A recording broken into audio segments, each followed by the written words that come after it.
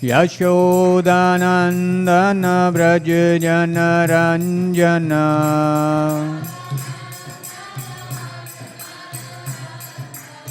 Yashodanandana Vraja Jana Ranjana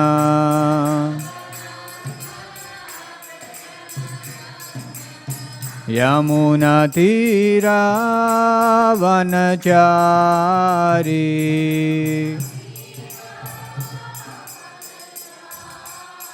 Yamuna Tira Vanachari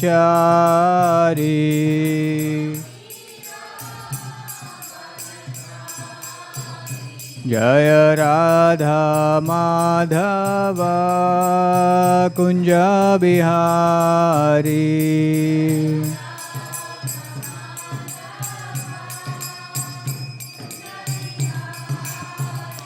Hare Krishna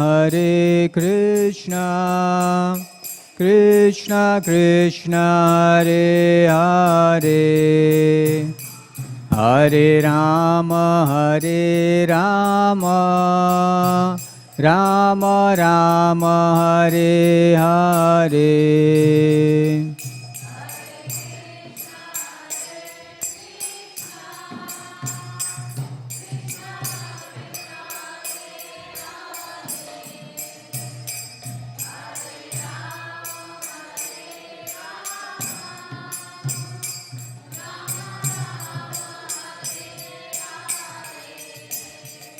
Hare Krishna Krishna Krishna Hare Hare Hare Rama Rama Rama Hare Hare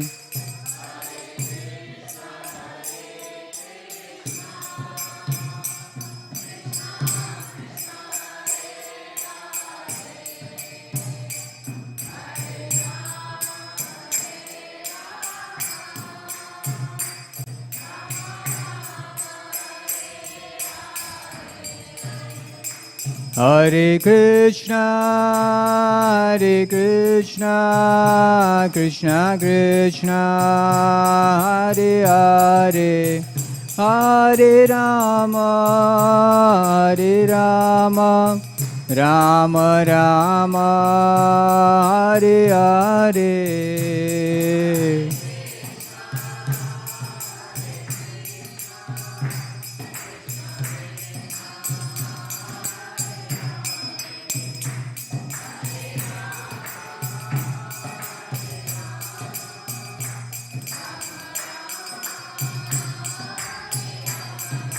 Jaya Prabhupada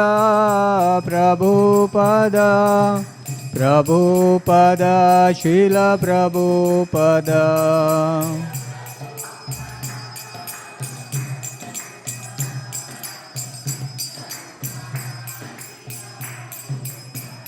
Jaya Jaya Prabhupada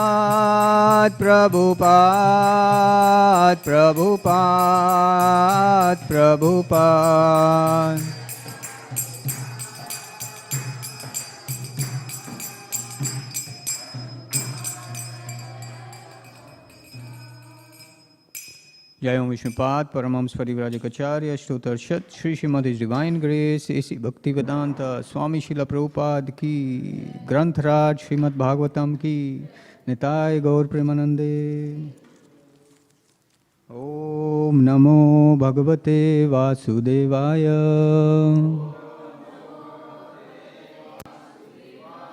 Om Namo Bhagavate Vasudevaya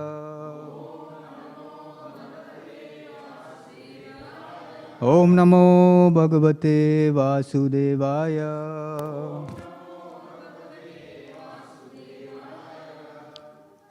So today we are reading from Śrīmad Bhāgavatam, 10th canto, chapter 2, entitled Prayers by Demigods. Shloka number 13. Garbha sankarshanattam vai Prahu Sankarshanam Bhuvi Rameti Loka Ramanat Balabhadram Balochrayat Garbha Sankarshanatam Vai Prahu Sankarshanam Bhuvi Rameti Loka Ramanat Balabhadram Balochrayat Garbha Sankarshanatam Vai Prahu Sankarshanam Bhuvi Rameti Loka Ramanat Balabhadram Balochrayat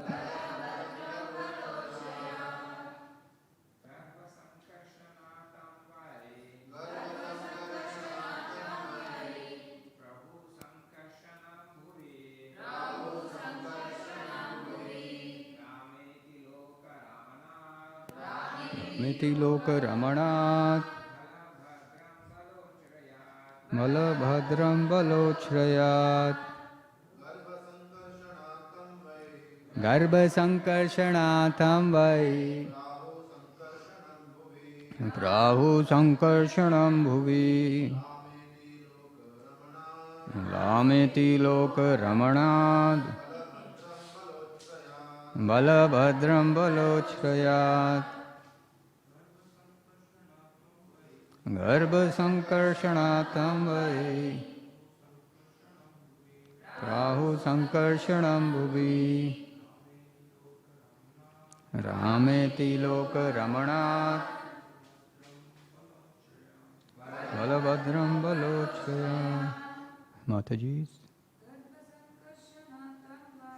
Garbha Sankarsanatam Vai Prahu Sankarshanam Bhuvi Rameti Loka Ramanat Balabhadram Balochrayat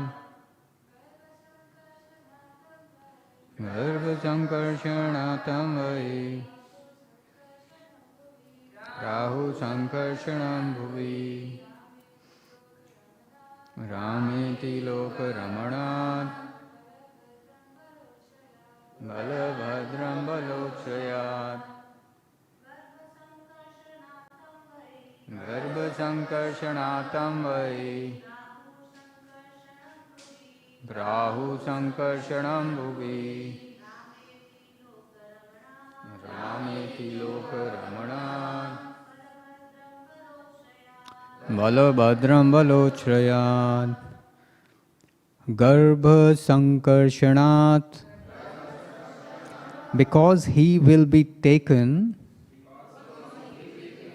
from the womb of Devaki to that of Rohini. Tam, him, Rohini Nandana, the son of Rohini. Vai, indeed. Prahu, people will call. Sankarshanam, by the name Sankarshana. Bhuvi, in the world. Rama iti, he will also be called Rama. Loka Ramanat, because of his special mercy in enabling people in general to become devotees. Balabhadram, he will also be called Balabhadra. Bala Uchrayat, because of extensive bodily strength. Translation and purport by His Divine Grace, A.C. Bhaktivedanta Swami Prabhupada. Srila Prabhupada ki jai. Translation. The son of Rohini will also be celebrated as Sankarshana because of being sent from the womb of Devaki to the womb of Rohini. He will be called Rama because of his ability to please all the inhabitants of Gokula, and he will be known as Balabhadra because of his extensive physical strength. Purport. These are some of the reasons why Balarama is known as Sankarshana, Balarama, or sometimes Rama. In the Mahamantra, Hare Krishna, Krishna Krishna, Hare Hare, Hare Rama, Rama Rama, Hare Hare. People sometimes object when Rama is accepted as Balarama. But although devotees of Lord Rama may object, they should know that there is no difference between Balarama and Lord Rama. Here, Śrīmad Bhāgavatam clearly states that Balarama is also known as Rama, Rameti. Therefore, it is not artificial for us to speak of Lord Balarama as Lord Rama. Jayadeva Goswami also speaks of three Ramas, Parashurama, Raghupati Rama, and Balarama. All of these are Ramas. End of purport. Om Agyantimirandasya Jnananjana Shalakaya Chakshurunmilitam Yena Tasmai Shri Guruve Namah Shri Chaitanya Manobhishtam Sthapitam Yena Bhutale Swayam Rupa Kadamayam Dadati Swapadantikam Jai Shri Krishna Chaitanya Prabhu Nityananda Shri Advaita Gadadara Shri Vasadi Gaur Bhaktivinoda Hare Krishna Krishna Krishna Hare Hare Hare Rama, Rama Rama, Hare Hare. So here, prayers by the demigods to Krishna in the womb. I think that's the full title. Yes, prayers by the demigods for Lord Krishna in the womb. So now Krishna is going to appear. And demigods know that because Lord Brahma had this information passed on from Garbhodakshai Vishnu. And then, Kshirodakshai Vishnu, when Lord Brahma along with demigods went to the shore of milk ocean, then he prayed that the planet Earth is overburdened by sinful demons. So please help. So when demigods are troubled, they go to Lord Brahma and Brahma goes to Vishnu. And then Vishnu, from within the heart of Lord Brahma, gave this information that I will be appearing in my original form as Lord Krishna in the family of Yadus, and more confidentially as son of Nanda and Yashoda. And also there was this information passed on to the demigods that you all should also take birth in the Yadu dynasty to help, because demigods are devotees. Although they are mixed devotees, they have material desires, but still they are devotees. And devotee means one who assists the Supreme Lord. And asuras tad viparyaya. Asuras or demons are the opposite. They hinder the mission of the Lord. And the best devotees are pure devotees, Vaishnavas, better than even demigods. Because demigods may assist the Supreme Lord in his mission, but on the side they also have their material desires. But pure Vaishnavas, they are just happy to do hearing and chanting and other all over 9 processes of bhakti only for the sake of the pleasure of the Supreme Lord. They don't have any material desires. But then we may say, oh, but we do have material desires. So are we demigods or what? Maybe, Initially, we may come to Krishna, we may approach Krishna with a lot of material desires. So that's much better than approaching demigods with material desires. So, Hare Krishna, requesting all parents and kids to be some quieter activities. Thank you. So we may think like that. So initially, a person may approach Krishna with material desires, and that is good, better than approaching demigods with material desires. Because it is said in Śrīmad Bhāgavatam, akama sarva kamo va, moksha kamo udaradi. 3 types of people can approach Krishna. And these 3 types include everyone. What are these 3 types of desires with which people may approach the Supreme Lord? Sarva kama, all the material desires. One may have all the desires. Now there is relativity in this. Of course, we may think, oh, we don't have so many desires. I just want this, this and this, not too much. These other people want too much. So I'm better than them.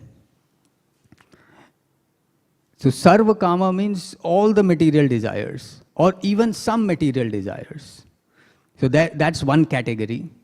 And then second is akama, one who has no desires. That's pure devotees. Pure devotees don't have any material desires, still they approach Krishna. And then third type is moksha kama, those who desire liberation from this material world.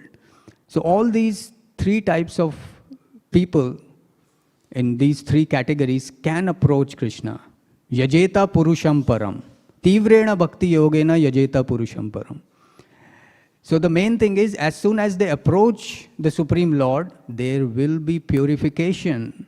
Those who are already purified, they still approach Krishna for loving interaction.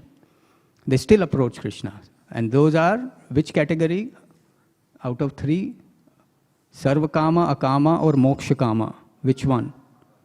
Akama, the pure devotees. They have no material desires, still they approach Krishna for asking one question. What is that one question that pure devotees ask Krishna? One blessing that they want. They only want one thing. What is that? Devotional service. How can I serve you?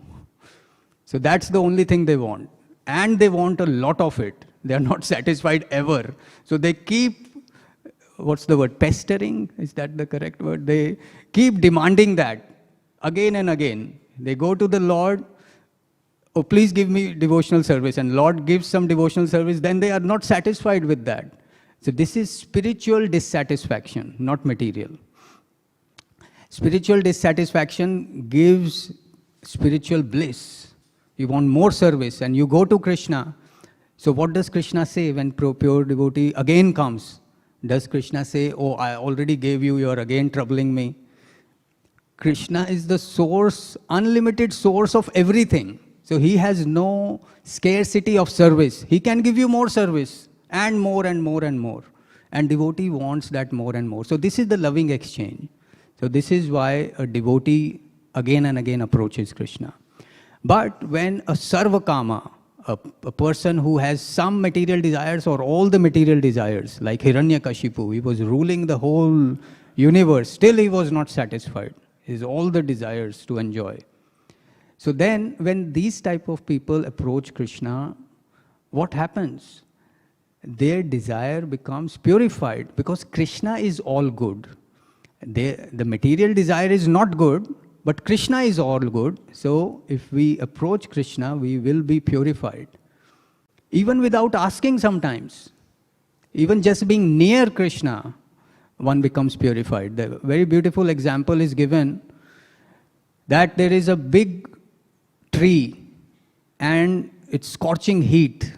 Like 2 days before was 40 degrees or something, more than 40 degrees.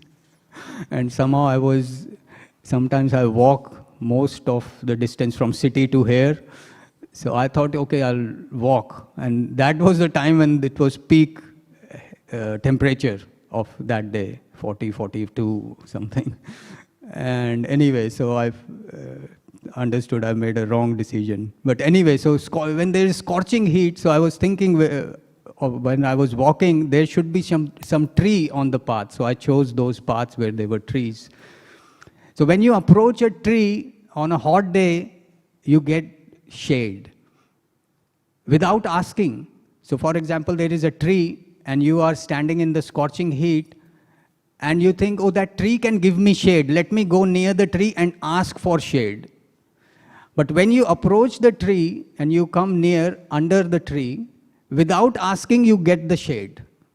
So that example is given in Bhagavatam. So in the same way, when we approach Krishna, we may not even know what is the right thing to ask. Right thing to ask is devotional service. How can I serve you? A devotee may not know that because initially he may have material desires. But just by being near Krishna, the person becomes purified. So the first category, a kama, he approaches Krishna and asks the best thing. How can I serve you? What is my devotional service? Sarva kama, he asks for material desires, but still he becomes purified. So in Bhagavatam it is said, Krishna fulfills a devotee's material desire in a way that he will not ask that again. That is given in Bhagavatam.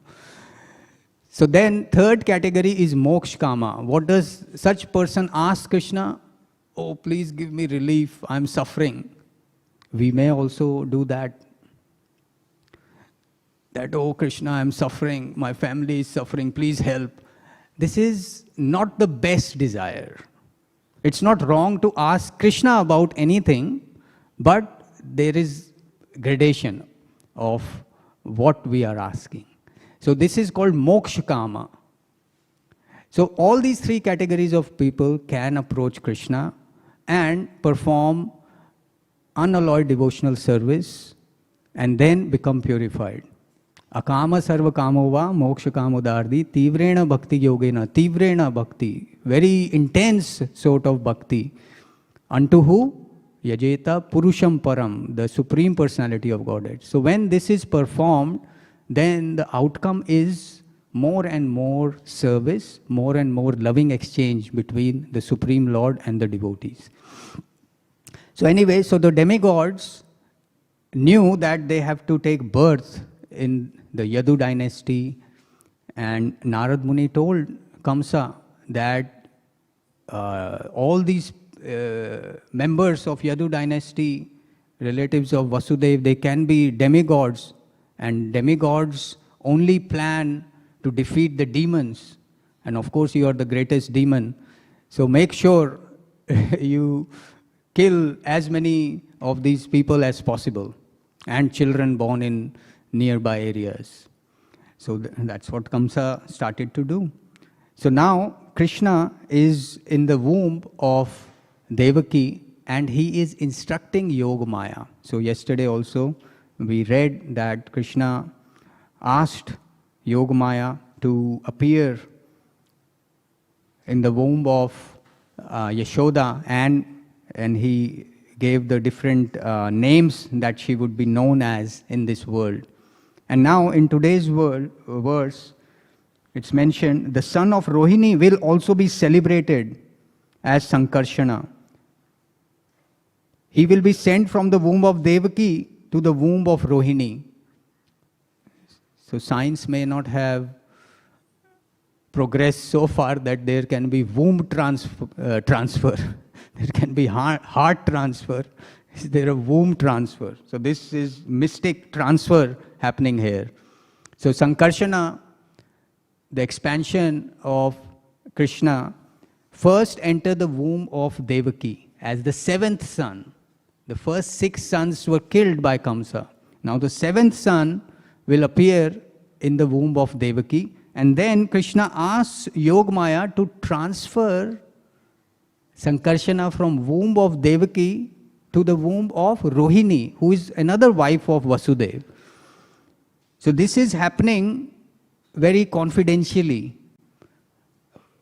To the external vision, it will appear that Devaki had a miscarriage.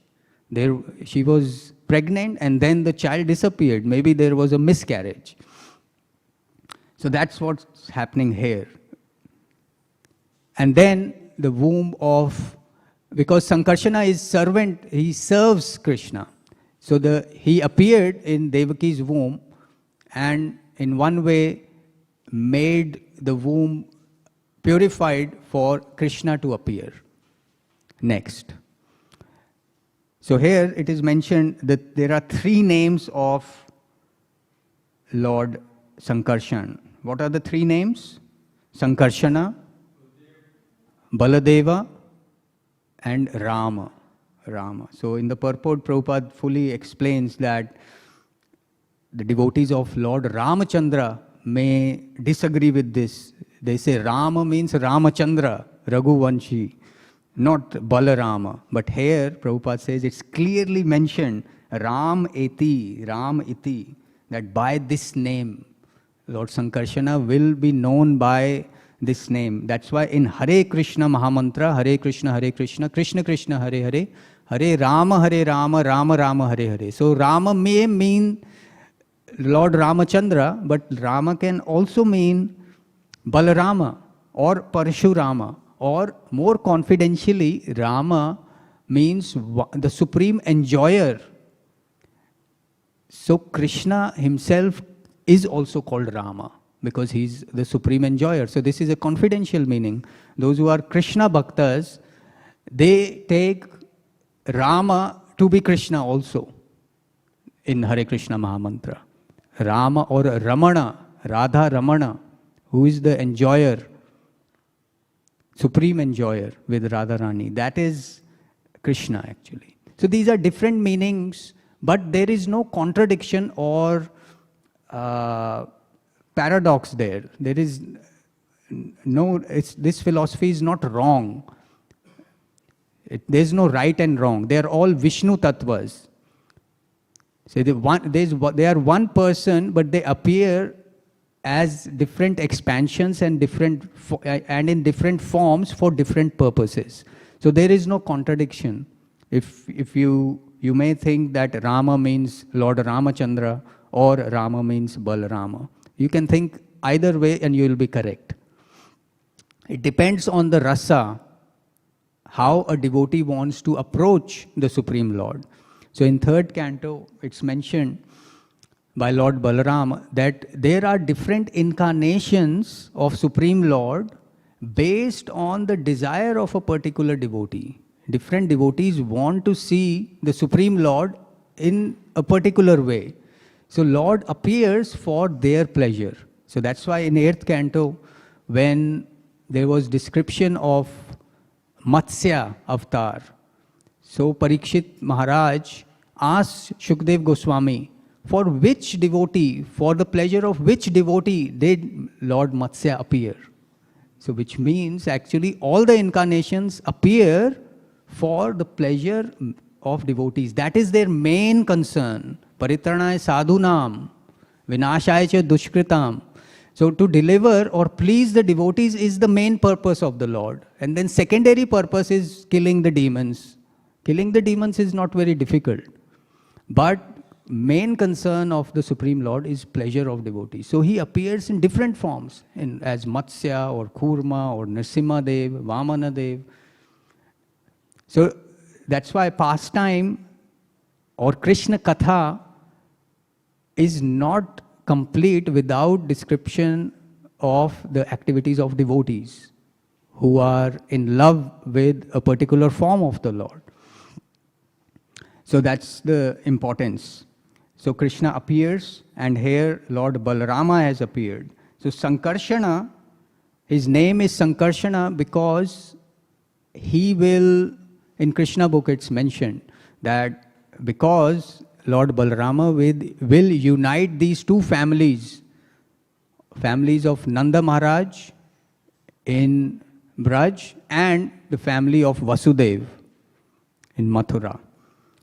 Because he is transferred from the womb of Devaki and to the womb of Rohini, and Rohini later on will stay in Vrindavan,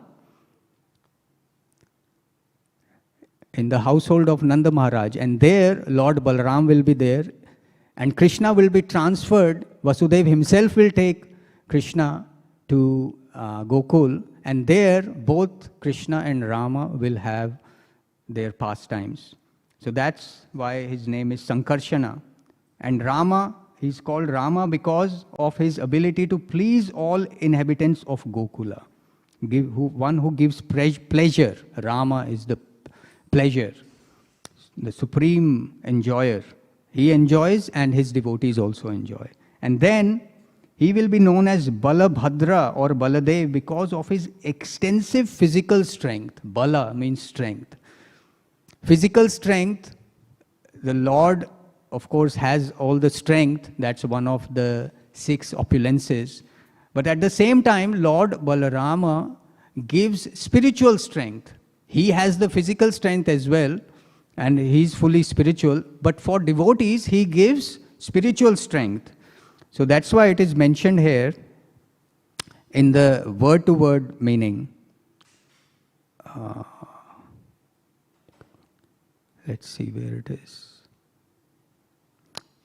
Lok Ramanat, because of his special mercy in enabling people in general to become devotees. That's why we say, Balaram or Nityanand Prabhu is the Guru Tattva. Because to deliver people from this material world, it requires a lot of compassion. So this is the special characteristic of Sankarshan. To enable people in general to become devotees. So that is the main concern. So as you know, in the pastimes of Chaitanya Mahaprabhu, Lord Chaitanya Mahaprabhu asked Nityanand Prabhu to stay in Bengal and preach. Because Mahaprabhu, after taking sannyas, moved to Jagannath Puri as his main base or center. But he asked or requested Nityanand Prabhu to go to Bengal and deliver people there. And also he said, what I cannot do, you can do. Because Chaitanya Mahaprabhu was speaking to very learned personalities also. Of course, during his South India tour, he was delivering anyone who he came in contact with. He was chanting and dancing and delivering people, whoever he would meet on the path.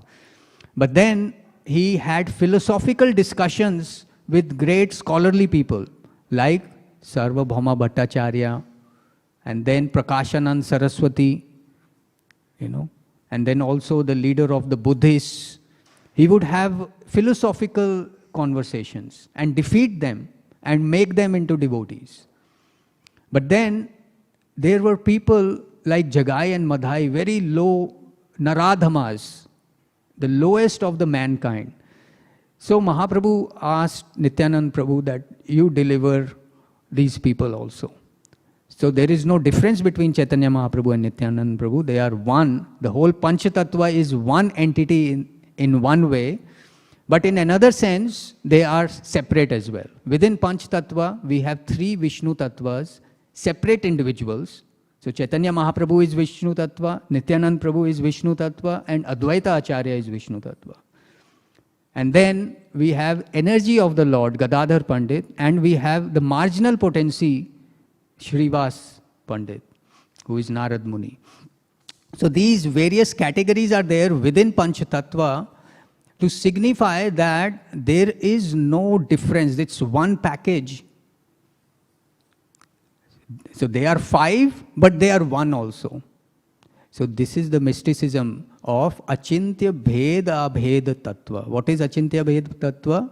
That there is difference, simultaneous oneness and difference. And this is inconceivable. Because when we have material mindset, we see duality. It is either hot or cold. It's like that. Either,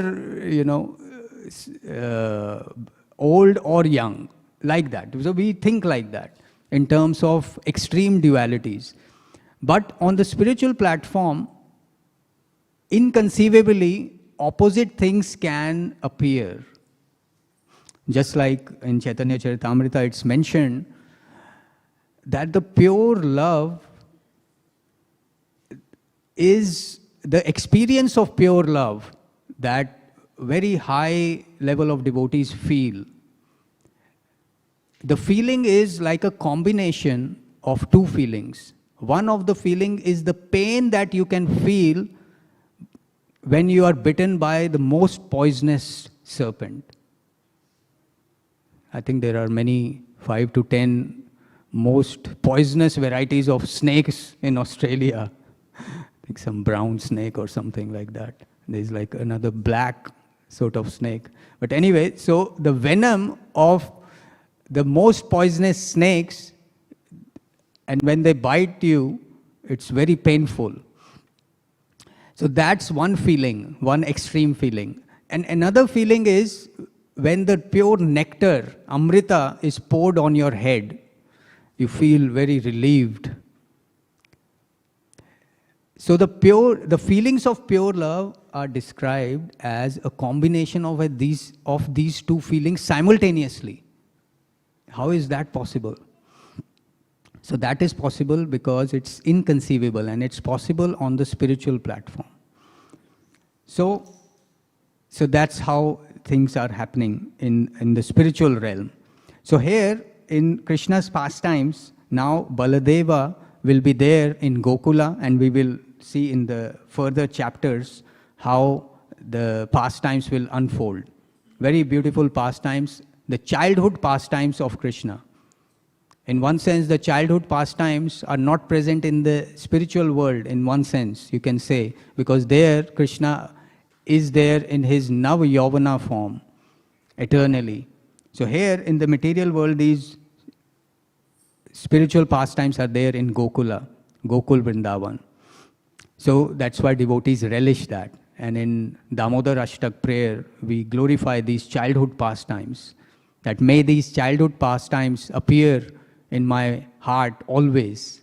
So that's a prayer of the devotee. So we will see more and more of these pastimes.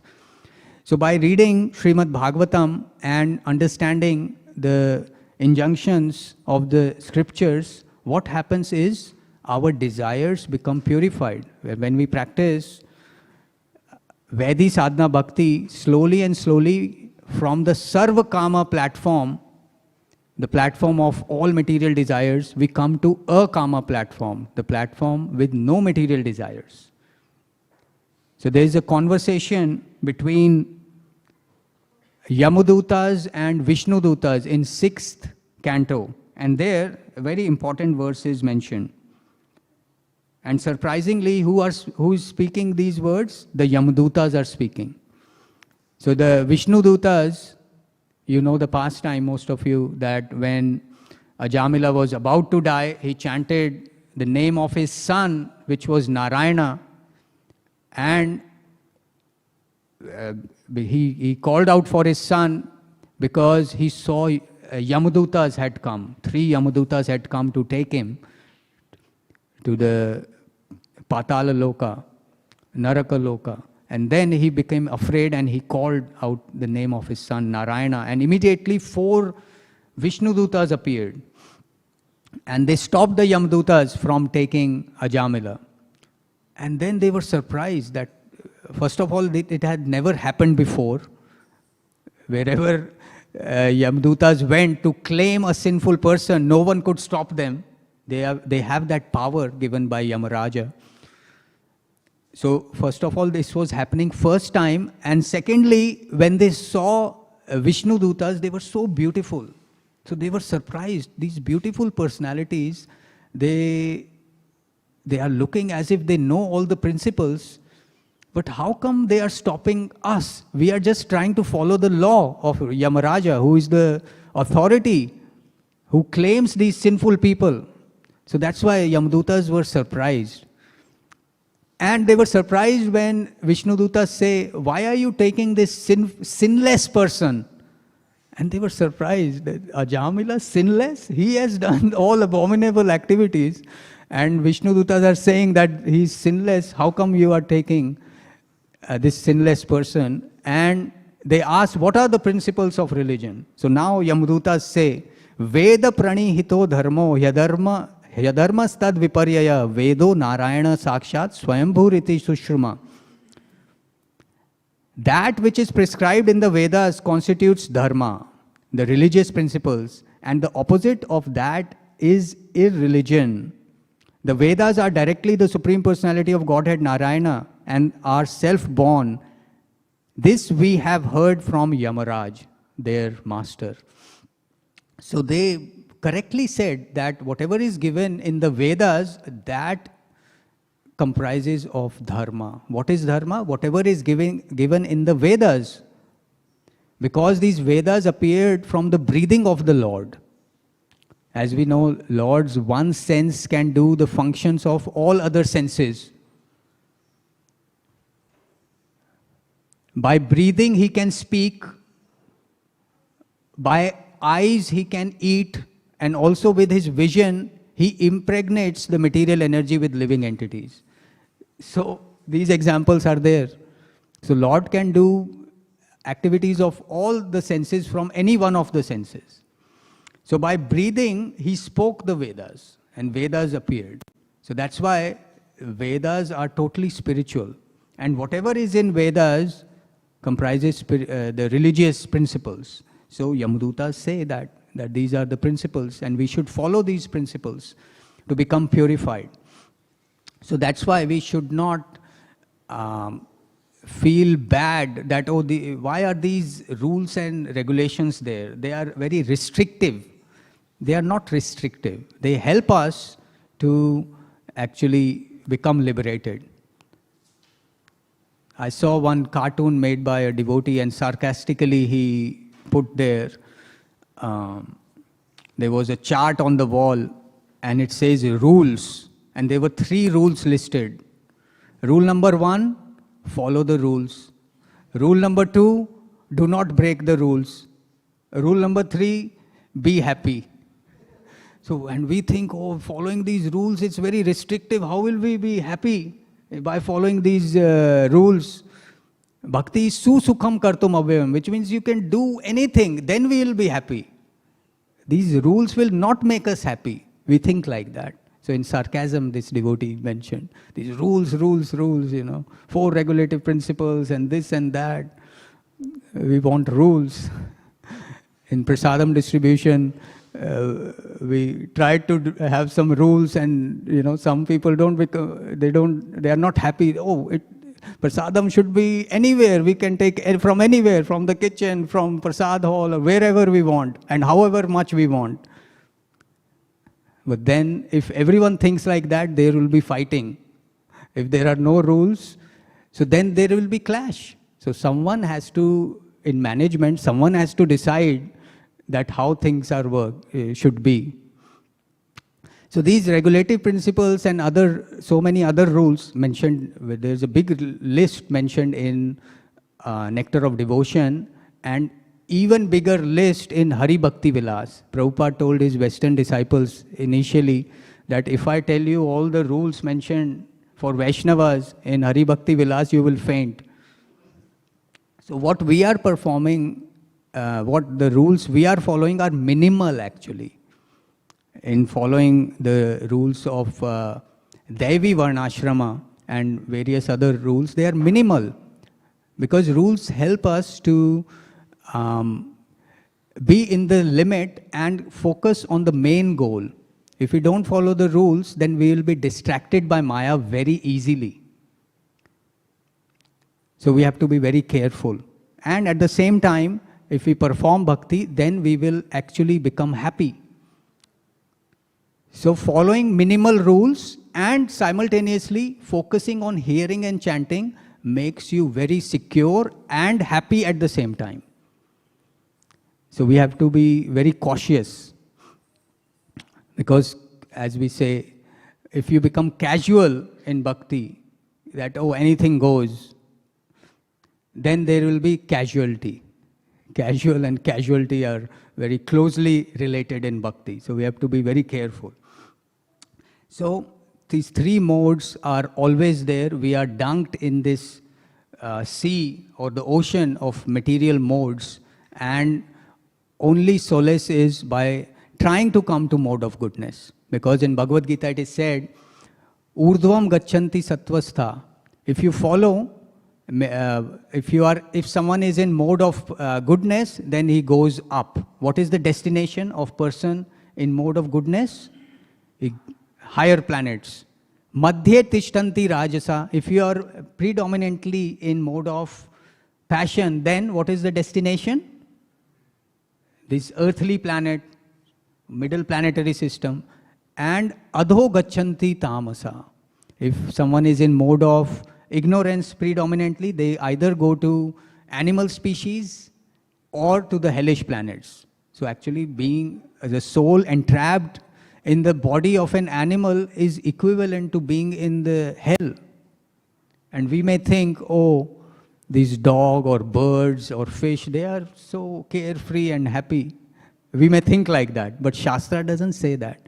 Shastra says, for example, fish is always afraid. It's always going here and there. That bigger fish will come and eat me. And if you see birds, they are also always afraid. They pick one grain from the ground and they are always looking here and there, over their shoulder, over their wings. Oh, someone will, other bigger bird will come. Or these demon humans will come. Human has become the greatest danger for animals and bird species actually. So many birds and animals are slaughtered by human beings. And they get the karma for that. So these three modes are there. So we should try to come to mode of goodness. So that's why Prabhupada designed this program in ISKCON. Morning program, evening program. So in the morning program, Prabhupada he introduced the chanting from what time to what time in the temple. 5 to 7, because that is Brahma Muhurta. 1.5 hours before the sunrise is considered technically Brahma Muhurta, and it's in mode of goodness that time. So if we focus on chanting during that time, the quality will be very good.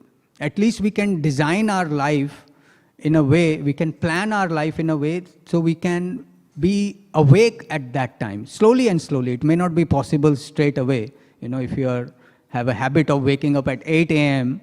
and suddenly from next day, you try to wake up at 4 a.m., 4:30 a.m., it may not be possible, but we should plan that slowly and slowly we should come to that level. We have to see what is the time of the day we are more active. What is the time of the day that you are awake and more conscious and your mind is clear? What is that time of the day? For materialists, night time is the right time, right?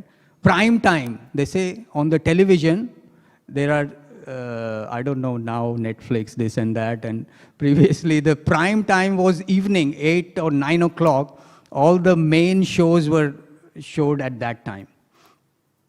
Prime time, they call it prime time.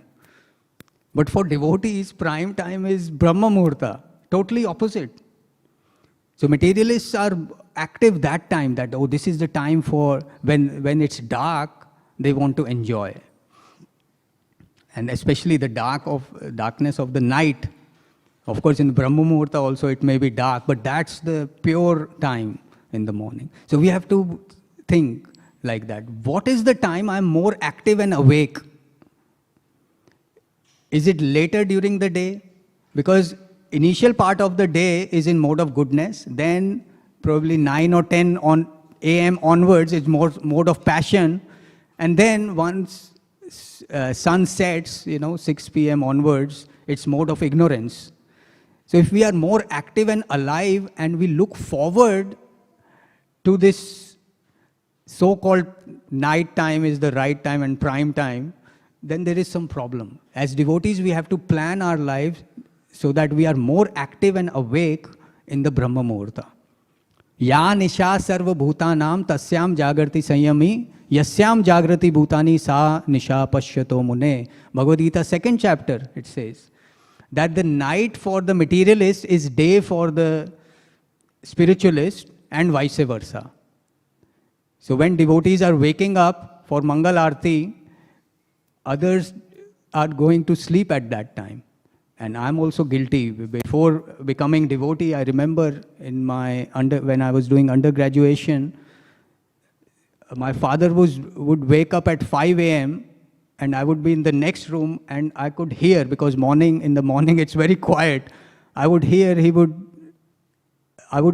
click. He would turn on the light, and that time I'll turn off my light. A whole night I was awake, and I would hear, and I didn't want him to know that I was awake whole night. That was, I'm also guilty of that. By mercy of devotees, my spiritual master and Prabhupada, now we are trying, changed our habits. So this is what happens. The day for the spiritualist is night for the materialist. So all these sinful activities happen at night, drinking, meat eating, illicit relations. So we should not feel restricted. Oh, we have to sleep early. It's difficult to sleep early, especially in summers, because until even 9 o'clock, you can, sun is up. It's light. It's bright. But body is very amazing. We can mold it. So bodily senses and mind, and intelligence, they should be subordinate to the spirit soul. So in Bhagavad Gita, it's mentioned in 3rd chapter, Indriyani paranyahur indriyeba param mana, manasastu para buddhi yo buddhe paratastu sa. So senses are more stronger than dull matter, and mind is higher than senses. Intelligence is much higher than mind. And the spiritual intelligence, which plans for spiritual progress, is the highest. But one who is conditioned by 3 modes, this cycle is reversed. What happens? The senses are after dull sense objects. So dull sense objects attract the senses. So senses become subordinate to sense objects. And then through the senses, which are like windows, we get so much bad impressions called samskaras. We see something wrong, we hear something wrong, and then mind becomes subordinate to the senses, and mind is like a projector screen. So whatever comes through the senses is projected on the mind. So now we have heard something wrong, seen something wrong, that will be projected on the mind. Mind becomes subordinate to the senses in that way. And then all these wrong things are projected on the mind. Intelligence becomes subordinate to the mind. Intelligence, the function of intelligence is to plan. It loses its actual purpose of discriminating between right and wrong, and it plans for sense gratification. So that way intelligence comes under the mind, and the soul suffers. So this is the wrong cycle, the reverse cycle. So we have to reverse it. With spiritual intelligence, intelligence is sharpened by hearing Shastra and studying Shastra from bona fide spiritual master. So when we hear that, intelligence becomes strong. And then mind, don't worry, mind is very powerful. So for a while, there will be wrong things projected in the mind because of the impressions collected from not even this life, past lives. The things will be projected. But the spiritual intelligence will be able to discriminate that, no, this is not the correct thing. This is not the correct thing to do. Because mind does 3 things: thinking, feeling, and willing. So if a wrong will or wrong desires come, sarva kama, wrong material desires come, so intelligence will be able to discriminate, no, this is wrong desire. I should not plan to fulfill this desire. Desires may come, you don't have to fulfill those desires. Let them come for a while.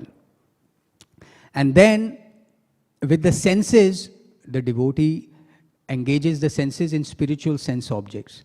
With the eyes, you see the beautiful form of the Lord.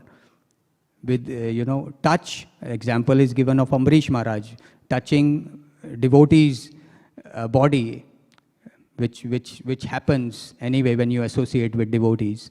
And then smelling flowers offered to the Lord, incense offered to the Lord, hearing Krishna Katha, tasting prasadam and chanting from the tongue. So like that, the senses come under mind and intelligence, under the control. So then perfect action is done from the senses. So this is what acharyas recommend, and this is what we should do. Otherwise, there is no limit to material happiness. You can have everything you want, but you want more and more and more, and the greed increases and increases, and that's what we are seeing in this world, in past and currently. You know, the most powerful country wants more and more, wants to another land from another country. They want to annex, we want to have more and more land, to enjoy more and more. Our currency should be most powerful. Then we are dominant in the world. And if there is some problem to that currency, then there will be war and problem for you. So currently it's the petrodollars, US dollars. So all these things are happening because of that. So concept is same, more and more material enjoyment. So this has no end. Prahlad Maharaj tells his father that, you know, you have the dominion over whole universe, still you are not happy because your senses are not controlled. So by following Bhagavad Gita, Śrīmad Bhāgavatam, we can see amazing examples of what is the real goal of human life. When Chaitanya Mahaprabhu, during his South India tour, he reached a place called Udupi. And there he found the followers of which Acharya? Madhvacharya, yes. And they were known as what? The followers of Shankaracharya are called Mayavadis. Vaishnavas are followers of Vaishnavism. What were they called? Followers of Madhvacharya, anyone knows? Tattvavadis. They were called Tattvavadis. Of course, Madhvacharya initially, he was a Shankaracharya follower, but later he became a Vaishnava and started worshipping the deity he found inside a, I think, big block of Chandan. So Udupi Krishna is there. So, but when Mahaprabhu reached Udupi, he asked Tattvavadis, they thought he is just a Mayavadi sannyasi. They didn't know that, of course, Mahaprabhu is Supreme Personality of Godhead, and he was exhibiting pastime as a pure Vaishnava. But they didn't know that. Just by appearance, they thought he is a Mayavadi sannyasi, because Mahaprabhu had taken sannyas diksha from Keshava Bharati, who was a Mayavadi sannyasi, externally speaking. So that was a preaching technique, because people were offending Nimai Pandit. And he thought, if I take sannyas in Mayavad sect, people will respect me and they will not offend me. That way they will be saved. So anyway, Tattvavadis thought Mahaprabhu is just a Mayavadi sannyasi, and they were very proud of their scriptural learning. So Mahaprabhu detected that these devotees are very proud, and Krishna doesn't like proud devotees. He makes sure that he will break the pride of a proud devotee.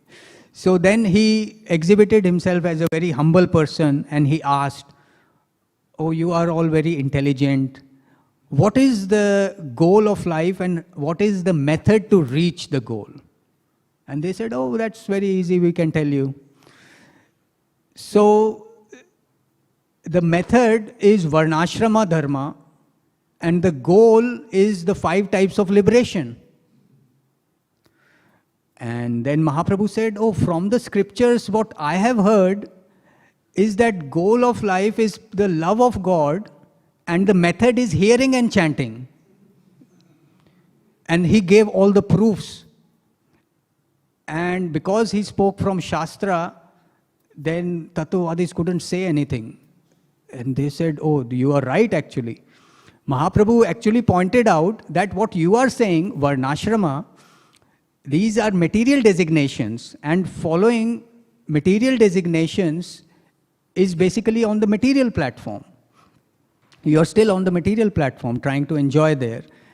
And as a goal you are thinking of liberation, that's moksha kama. So he pointed out, you are talking about sarva kama and moksha kama only. And these two things, material enjoyment and desire for liberation, are obstacles for pure devotional service. These both are opposite to each other, but they are both obstacles for pure devotional service. How? For example, in our life, as day-to-day devotional life here in Melbourne, if we want to engage in material desires, material activities, it will take us away from devotee association slowly. That's very clear. And if you want liberation, you don't want any problem, then when some devotional service comes, because in devotional service there are challenges, they are spiritual challenges, spiritual anxiety. It's called Krishna anxiety, Prabhupada said. So then if you have moksha kama, you want liberation from all miseries, then to perform devotional service, it will become very difficult. Interaction with devotees will become very difficult because you want no problems. So Prabhupada said we shouldn't expect utopia. This is material world, it's not utopia. So in devotional service, we embrace all the challenges, and at the same time we respect devotees and perform our spiritual activities. So that's what Mahaprabhu pointed out, that these material desires and desire for liberation, they are both obstacles in the path of pure devotional service. And you are saying these are the goals and the best method. So how is it possible? So they were stunned, they couldn't speak anything. And Mahaprabhu established the supremacy of devotional service. So here we have these pastimes of Krishna, and more we hear, more our material desires and desires for liberation will go away, and we will become akama. And only question we will ask Krishna is, how can I serve you? Give me more service. This is the only complaint we should have. Where is more devotional service? Give me more. So here we are very fortunate in Melbourne temple that we have, by the expert arrangement of the authorities, the management, we have all different types of services. The kitchen department, book distribution, Harinam Sankirtan, Bhagavatam classes are one of the best in Melbourne. As far as I have experienced is last 20 years. I remember 20 years back we joined our Bhakti Shastri, and Aniruddha Prabhu started teaching that.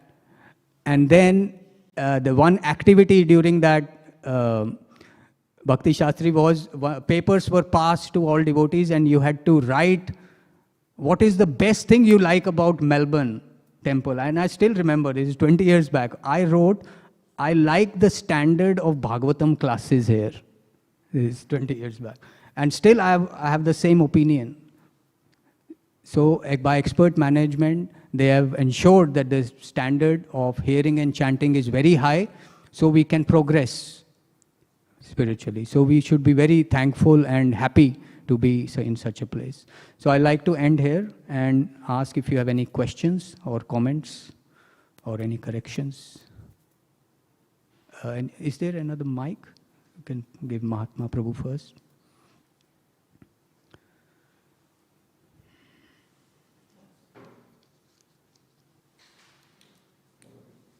Yes, Mahatma Prabhu wants.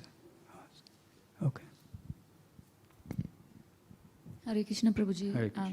Thanks for the wonderful class. Prabhuji, you're mentioning that there are rasas, how individual or a devotee normally approaches Krishna. So how will we know what can be the particular rasa we can serve Krishna in the best way? So for a Vaidhi Sadhaka Bhakta, one who is performing Vaidhi Sadhana means devotional service under rules and regulations.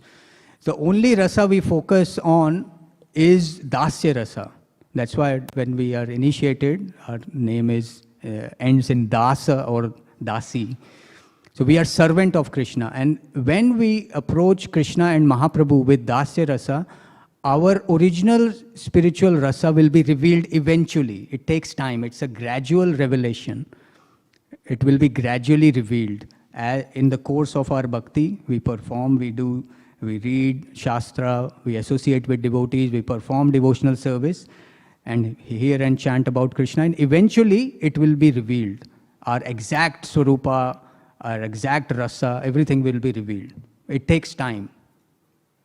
So we should wait like that. We should not be impatient.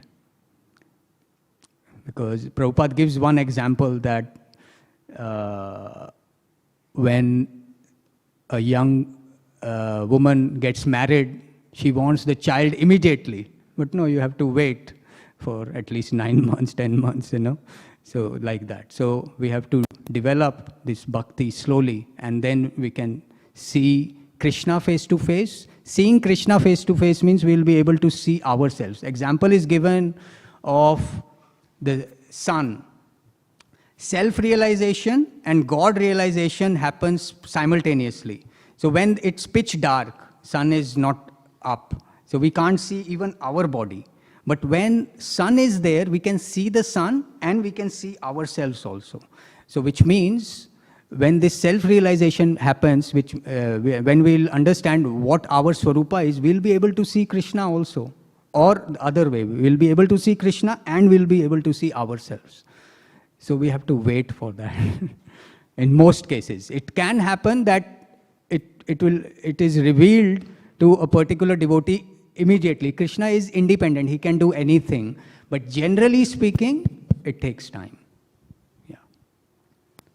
Hare Krishna Bhakti Sabro. Hare Krishna. Thank you very much for a wonderful class. We heard that Advaita Acharya started Krishna consciousness. So can you tell a little bit more how he started Krishna consciousness movement?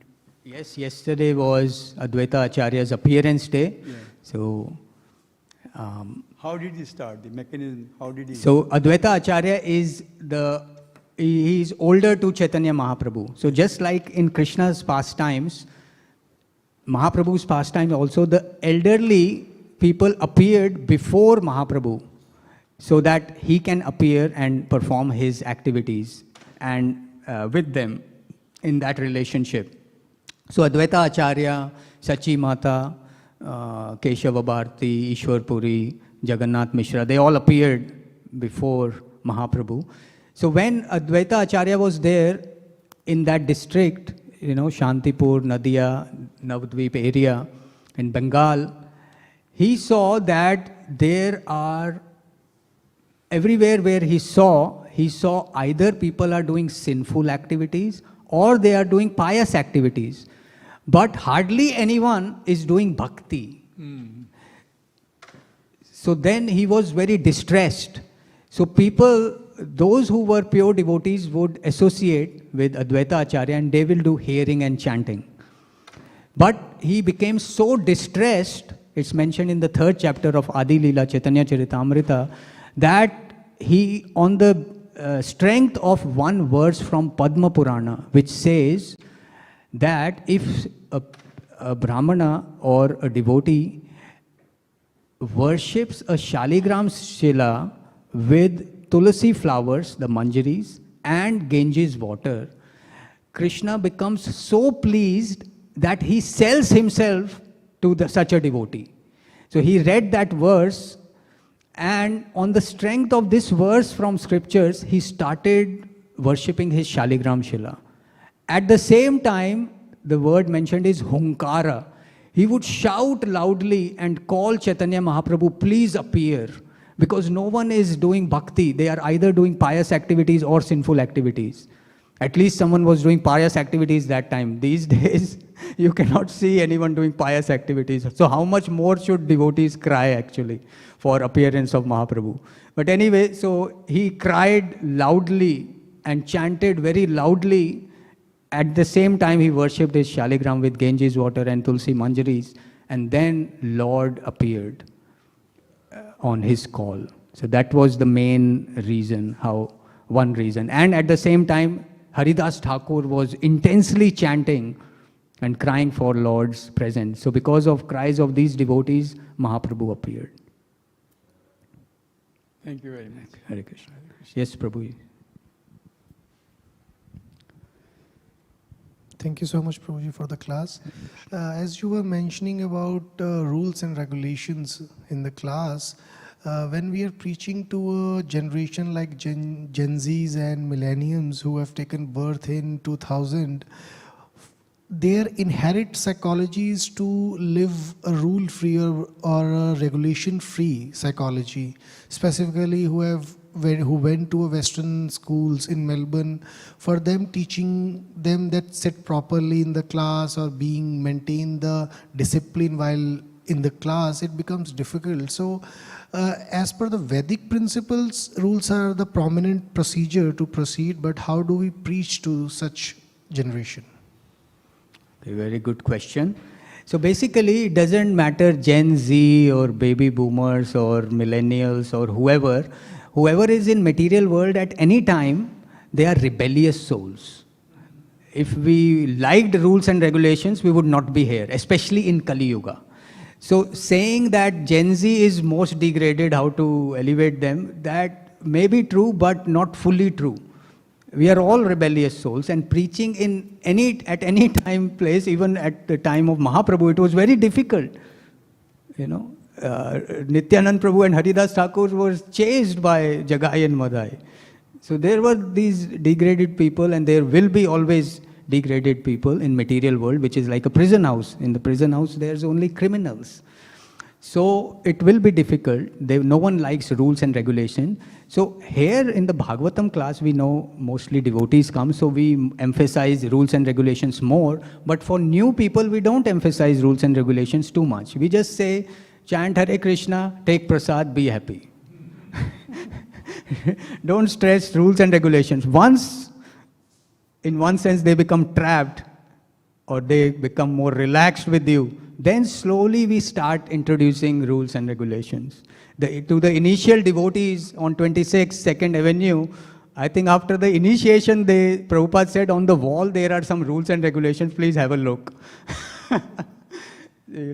So Gen Z or this or that or the next generation, whichever comes, we have to somehow touch their heart and make friends with them. Give prasad, talk nicely, Don't tell them they are so fallen. We may know, but we don't tell. That's the principle of preaching or outreach told by, what's his devotee's name? Not Baldev Vidyabhushan.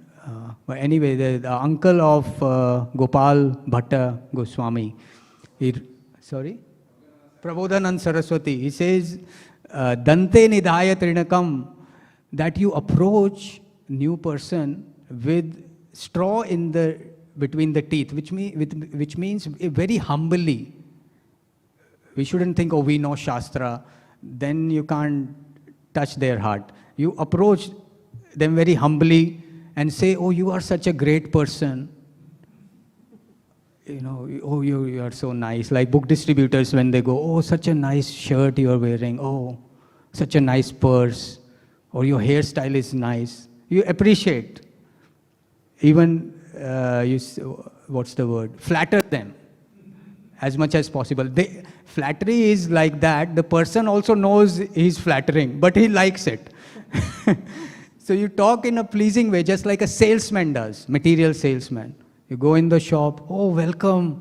Now my day is successful, you have come. He just wants your money.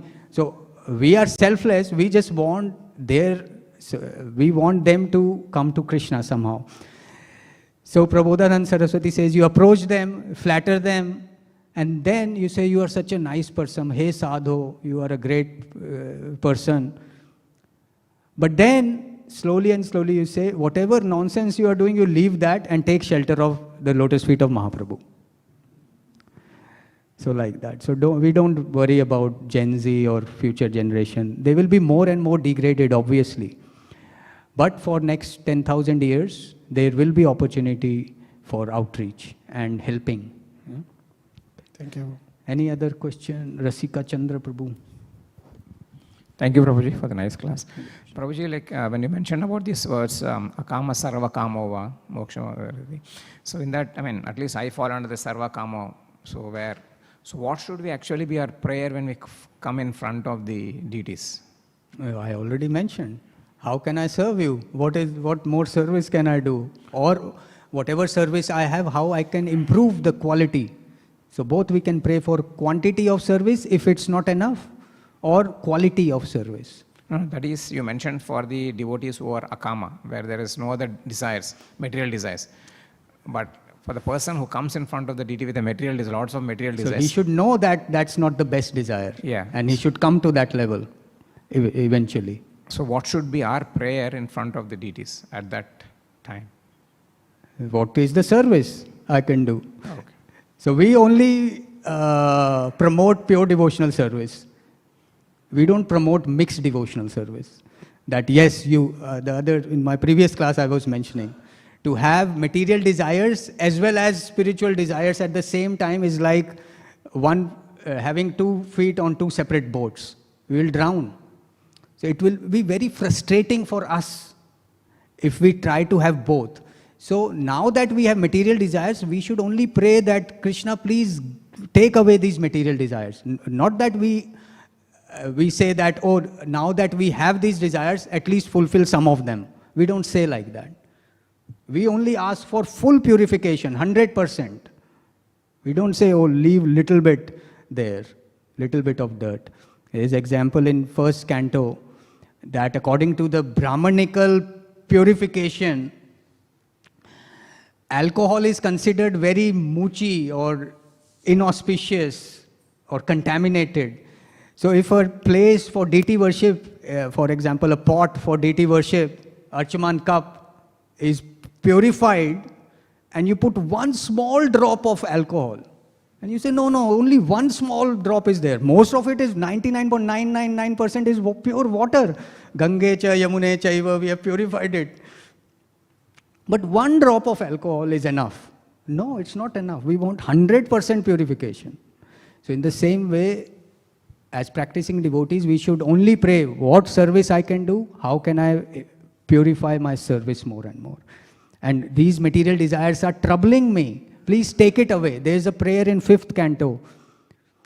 Om Namo Bhagavate Narsimhaya Namastejas Tejase Avir Avir Bhav Vajra Nakha Vajra Danshra Karmashayan Randaya Randaya. Say again. Tamo Grasa Grasa Om Swaha Bhuishtam Om Kshram.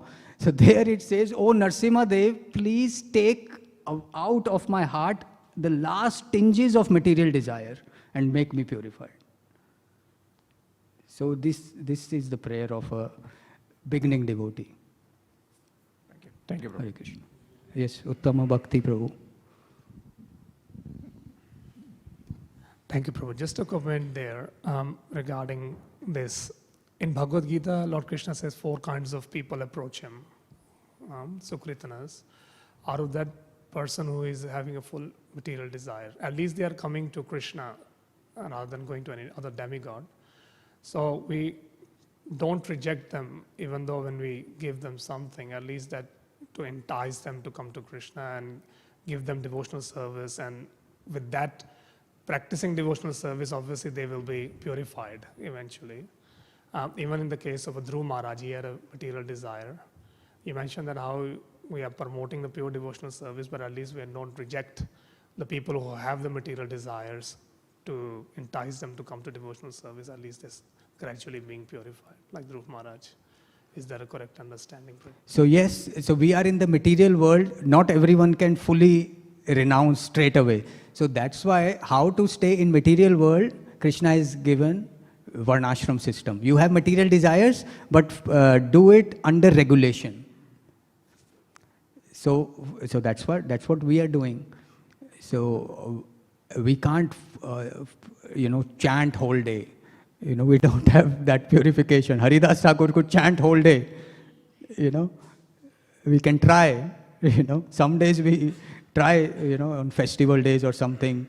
But just try if you can. You do every day, whole day, just chanting and hearing.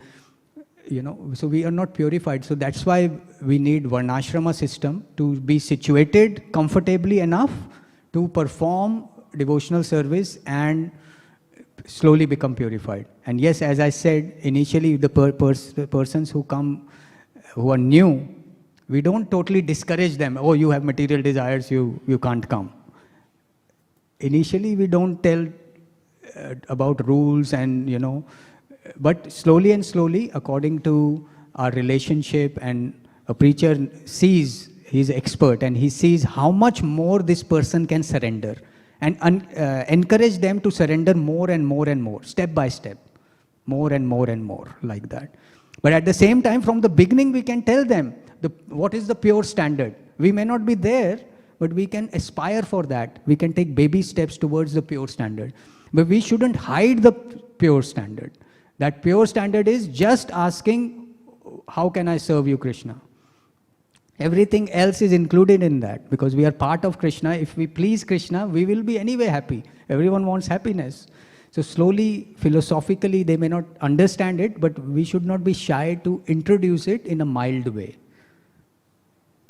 as well as encourage them to do their material duties, because initially this is also a problem with beginning devotees. Sometimes they become artificially renounced and drop their material duties. That should not be done also. So both these extremes are wrong. Fully engaging in material activities or prematurely renouncing everything.